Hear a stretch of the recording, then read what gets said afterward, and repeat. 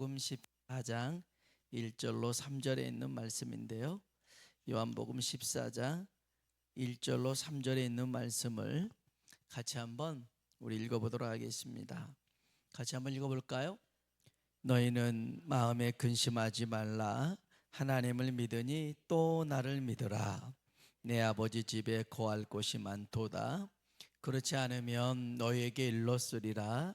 내가 너희를 위하여 거처를 예비하러 가노니 가서 너희를 위하여 거처를 예비하면 내가 다시 와서 너희를 내게로 영접하여 나 있는 곳에 너희도 있게 하리라. 아멘.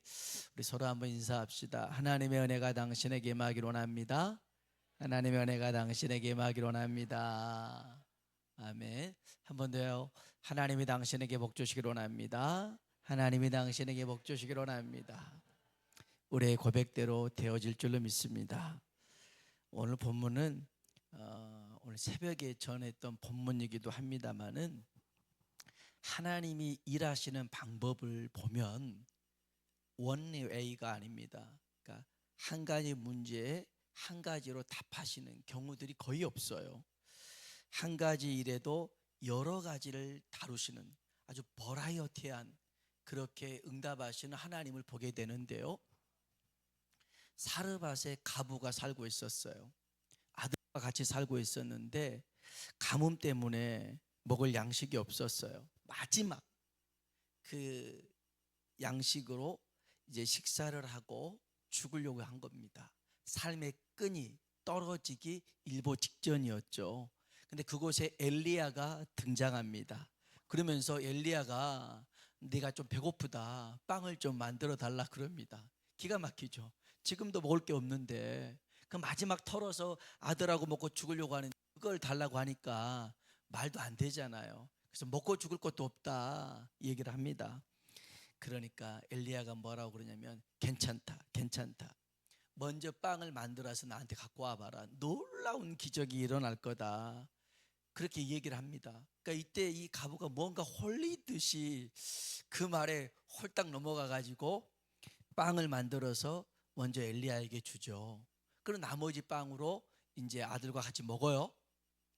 이제는 다 끝났다라는 순간에 보니까 밀가루가 그대로 남아 있는 거예요. 그 빵을 굽는 기름도 그대로 남아 있고, 이야 신기하다. 그 다음 날도 그 다음 날도 그대로 있는 거예요. 이야 신기하죠. 이 가부가 먹을 게 없어서 죽기 일보 직전에 하나님이 엘리야를 보내 가지고 무려 3년 6개월 동안을 이 가정을 먹이셨더라는 거예요. 할렐루야. 놀랍죠. 근데 이 얘기는 이렇게 끝나지 않아요. 이 가부의 아들이 갑자기 아파합니다. 그래서 심해져 가지고요 죽어버립니다.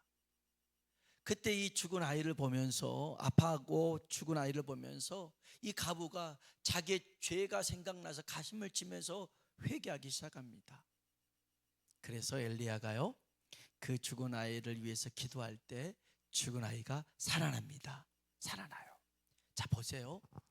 이 사르밧 가부의 지금 직면한 문제는 배고픔의 문제였고 이제 먹고 죽을 게 없는 그거였어요. 그런데 하나님이 이 문제를 어떻게 답하시냐면 엘리야를 통해서 3년 6개월 동안 먹게 하셨을 뿐만 아니라 아들의 질병의 문제, 죽음의 문제도 해결해 주셨더라는 거예요. 뿐만 아니라 이 여인의 자기의 죄를 회개하고 구원의 역사를 그 가정에 주셨더라는 것입니다. 여러분 그래서 하나님께서 우리에게도 마찬가지로 우리도 돈이 필요한데 그렇게 구하잖아요. 그러면 하나님이 돈만 주시지 않아요. 어느 때는 일도 주시고요. 어느 때는 사람을 붙여주시기도 하고 관계를 회복하기도 하십니다. 신학교 동기 목사님이 의정부에서 목회를 하는데 개척한 지가 한 20년이 다 돼가요. 그런데도 여전히 쉽지 않는 목회를 하고 있어요. 재정적인 어려움이 있죠. 하지만 한 영혼 한 영혼을 그 섬기고 인도하는 모습이 정말 귀합니다. 근데 재정적인 문제가 쉽사리 해결되지 않았어요. 그래서 사모님이 직장을 잡아서 일을 하잖아요. 그러면 석 달 안에 꼭 문제가 생겨가지고 직장을 석 달 이상 다녀본 적이 없어요. 그래서 이제 그만두고 다시 교회로 이제 돌아오고 이렇게 했는데, 근데 이제 이 목사님 사모님의 기도가 어떻게 기도를 하냐면, 하나님 앞에 한 번 더 돈을 주세요, 돈이 필요해요라고 기도해 본 적이 없어요. 이분들의 기도 패턴이 뭐냐면, 하나님이 주시면 먹고 안 주시면 금식하겠습니다, 이런 스타일이에요. 요즘 목회자가 아닌 것 같아요. 아니, 주시면 먹고 안 주시면 금식하고, 이게 뭐예요? 근데 이분은 그렇게 했어요. 근데 너무 재정적으로 힘이 드니까 이 사모님이 기도를 했대요. 하나님, 돈 좀 주세요. 너무 힘들어요, 돈 좀 주세요라고 기도했대요.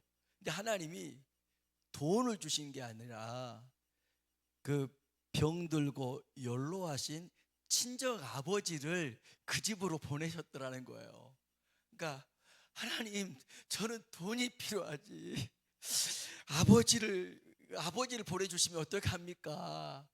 그랬는데, 놀라운 일은, 이제 형제들이 있는데, 형제들이 막내딸이 그 친정 아버지 모신다고 하니까 십시일반으로 돈을 보내더라는 거예요. 돈을 보내. 그래가지고 그 이제 부족한 부분을 채워줬을 뿐만 아니라, 그 이제 아버님이 이제 90이 넘으셨거든요. 94세 이제 돌아가셨는데, 그 아버지의 영혼을 위해서 기도하게 되고, 또 그 아버지가 마지막에 임종할 때 잠자듯이 하나님 품에 가게 해주세요 기도했는데 그대로 이루어졌더라는 거예요. 돈 필요하다고 했는데 아버지를 보내시고, 형제들이 돈을 보내고, 그 아버지의 영혼을 위해서 기도하고 그 죽음까지 다 이루어 주시더라는 거예요. 야, 하나님은 한 가지, 우리의 기도에 한 가지로 응답하신 분이 아니라는 거예요. 어제 이제 고향교회 목사님 만났을 때 이분도 오셨거든요. 그래서 같이 식사를 했는데 못 보던 승용차를 타고 왔어요. 맨날 승합차 타고 왔는데, 그래서 목사님 이게 뭐예요? 그랬더니 그 사모님이 하는 말이, 고생했다고 오빠들이 사줬다는 거예요. 야, 연로하신 부모님 있으면 항상 모셔야 되는 거예요. 모셔야 돼. 그렇게 하나님이 또 역사를 하시더라고요. 여러분, 그래서 우리는 여기서 핵심이 뭐냐면, 하나님이 일하시는 방법을 알아야 돼요. 어떻게 하나님이 일하시느냐, 로마서 8장 한번 볼까요? 로마서 8장 28절에 있는 말씀, 잘하는 말씀이에요. 읽어봅시다. 우리가 알거니와 하나님을 사랑하는 자 곧 그의 뜻대로 부르심을 입은 자들에게는 모든 것이 합력하여 선을 이루느니라. 아멘. 아멘. 하나님을 사랑하는 자 곧 그의 뜻대로 부르심을 입은 자들에게는요, 하나님이 모든 것을 사용하십니다. 한 가지만 사용하시는 게 아니에요. 주변을 다 들어서 합력하여 선을 이루시는 줄로 믿습니다. 그래서 여러분, 가만히 있으면 안 돼요. 우리가 하나님께 부르짖어야 될 줄로 믿습니다. 부르짖잖아요, 하나님이 역사하셔요. 이사야 55장 6절에 있는 말씀이에요. 같이 한번 읽어봅시다. 너희는 여호와를 만날 만한 때에 찾으라. 가까이 계실 때에. 아멘, 아멘. 하나님을 만날 만할 때 찾으라는 거예요. 그 만날 만한 때가 어떤 때예요? 고난의 때 아니겠어요? 시험의 때 아니겠어요? 하나님 없이는 살 수 없을 때 아니겠어요? 그때 가만히 있지 말고 부르짖으라는 거예요. 부르짖으라. 하나님이 여러분의 생각보다 멀리 계시지 않아요. 지금 나온 차들도 있을지 모르겠지만, 그 자동차 그 백밀러에 보면 여기 글씨가 적혀 있잖아요. 사물이 보이는 것보다 가까이 있음, 이런 게 있어요. 이게 글씨로. 그러니까 여러분, 주님이 우리가 느끼는 것보다 훨씬 더 가까이 계셔요. 할렐루야. 그러니까 하나님 앞에 부르짖어야 된단 말이에요. 사실 이 요한복음 14장의 말씀은 이제 십자가를 며칠 앞에 두고 예수님이 제자들에게 하셨던 말씀이에요.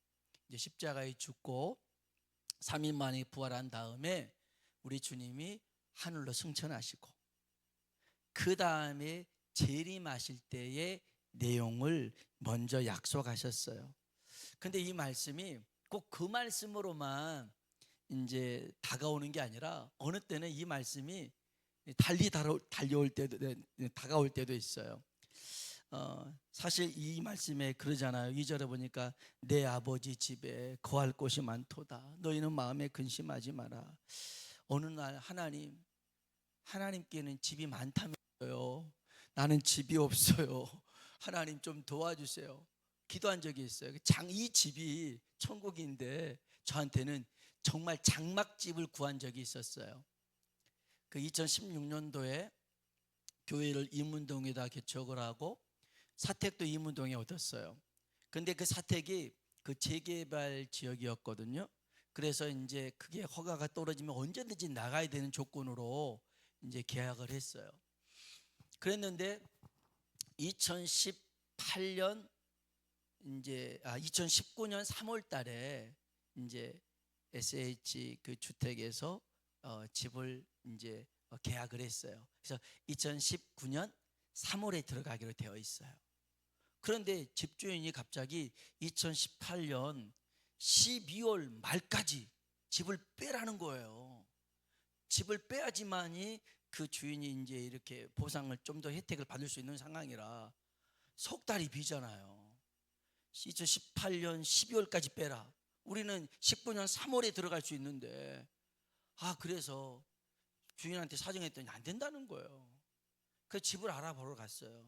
집을 이제 알아보러 갔는데 석 달 내놓는 집이 어디 있어요. 그렇죠? 보통 2년 계약을 하고 해야 되는데 석 달 계약할 집도 없고 그 다음에 그렇게 이사를 해도 또 3월 달에 되면 또 이사를 해야 되잖아요. 2번 이사를 해야 되잖아요.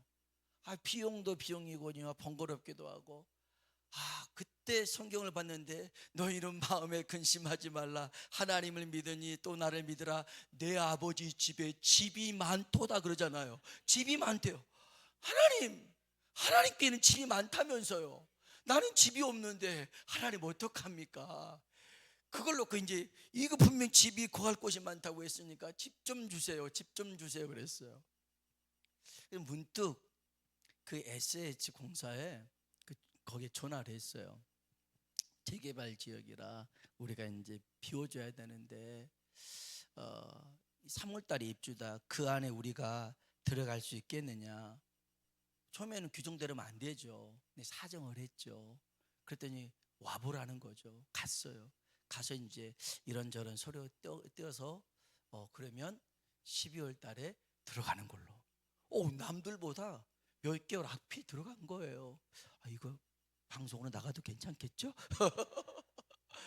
야, 그러니까 이 말씀이 꼭 저 천국에 관한 말씀만이 아니라 이 다급하고 또 급할 때 하나님 앞에 부르짖을 때는 이런 응답으로 주어지더라는 거죠.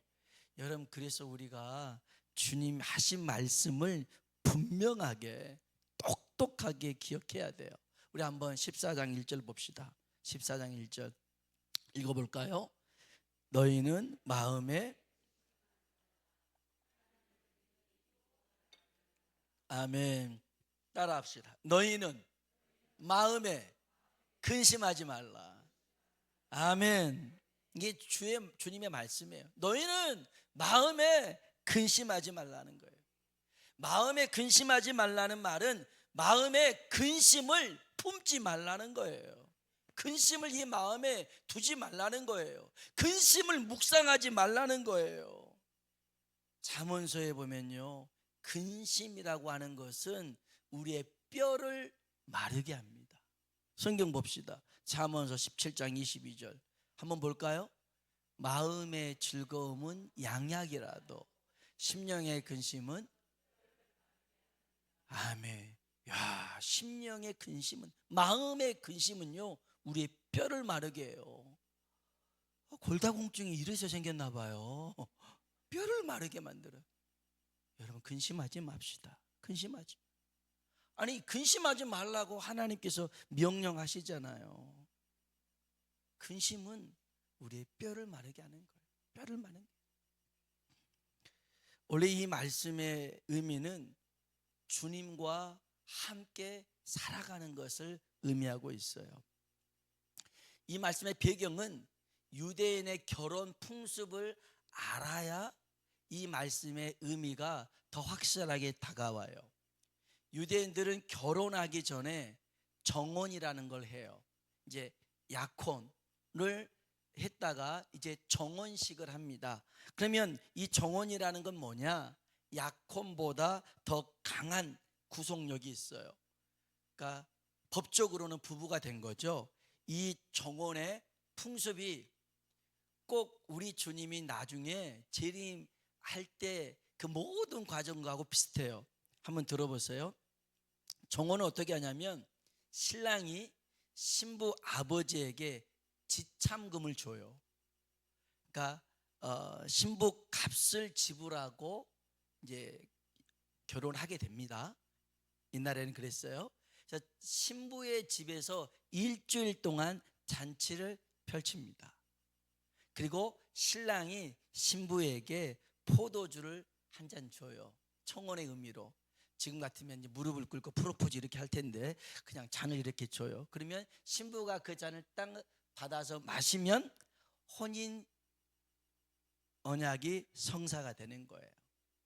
그러면 이제 뭐 하냐? 신랑은 신부를 데려올 것을 약속하고 자기 집으로 돌아갑니다. 그래서 뭐 하냐면 거기서 이제 신혼집을 마련합니다. 신혼집을 마련해요. 그리고 이렇게 가기 전에 나한테 내 청혼을 받아줘서 고맙다라는 의미로 작은 선물을 주고 떠납니다. 그러면 신부는 이 선물을 보면서 신랑을 기다려요. 그리고 신랑만을 기다리며 순결을 지키죠. 신랑이 한 1년 정도 집을 마련하고선 돌아옵니다. 그래서 그 돌아올 때가 거의 이제 우리는 낮에 결혼식을 하는데 여기는 밤에 결혼식을 해요. 그래서 우리가 그 슬기롭 다섯 처녀, 미련한 다섯 처녀, 열 처녀 얘기가 밤에 오잖아요. 밤에 등장하잖아요.